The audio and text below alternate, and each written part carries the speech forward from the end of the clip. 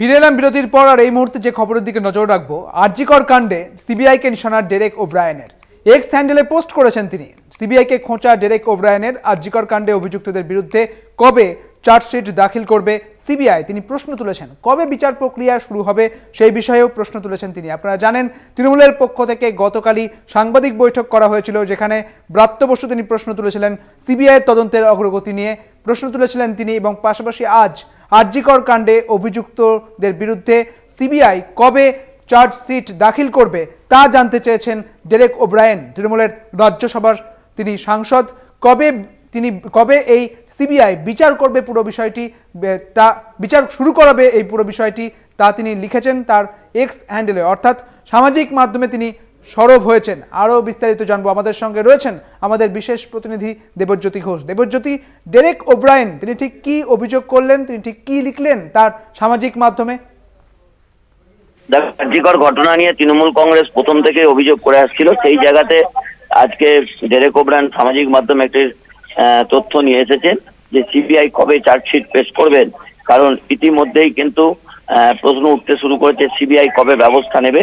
কারণ দীর্ঘদিন অতিক্রান্ত, প্রায় 25 দিন হয়েছে সিবিআই তদন্ত করছেন, এখনো পর্যন্ত চার্জশিট দাখিল বা তদন্ত কোন প্রক্রিয়া রয়েছে তা কিন্তু এখনো জানার নেই।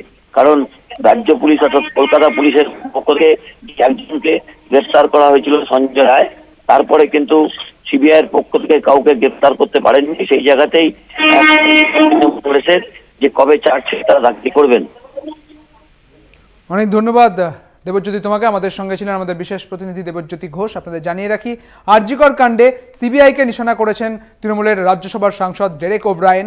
এক্স হ্যান্ডেলে তিনি পোস্ট করেছেন সিবিআইকে খোঁচা ডেরেক ওব্রায়েনের। আরজিকর কাণ্ডে অভিযুক্তদের বিরুদ্ধে কবে চার্জশিট দাখিল করবে সিবিআই, অন্যদিকে কবে বিচার শুরু করাবে সিবিআই সেই বিষয়ে জানতে চেয়েছেন তিনি।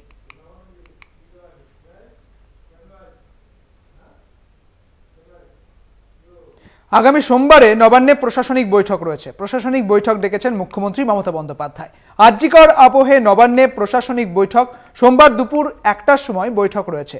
মুখ্যমন্ত্রী থাকবেন মন্ত্রীরাও এবং বিভিন্ন দপ্তরের সচিবেরাও উপস্থিত থাকবেন সেই বৈঠকে।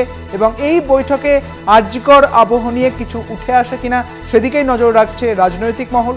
আপনাদের জানিয়ে রাখি আরও একবার, সোমবার অর্থাৎ আগামী সোমবার নবান্নে রয়েছে প্রশাসনিক বৈঠক। এই বৈঠক ডেকেছেন মুখ্যমন্ত্রী মমতা বন্দ্যোপাধ্যায় এবং সেই বৈঠকে উপস্থিত থাকবেন বিভিন্ন দপ্তরের সচিবেরা, থাকবেন মুখ্য সচিব মনোজ পান্থ। এবং সোমবার নবান্নে প্রশাসনিক বৈঠকে মুখ্যমন্ত্রীর পাশাপাশি এই আরজিকর আবহে এই নবান্নের প্রশাসনিক বৈঠকে থাকবেন উপস্থিত মন্ত্রীরাও। এবং সোমবার দুপুর 1টার সময় বৈঠক হওয়ার কথা রয়েছে।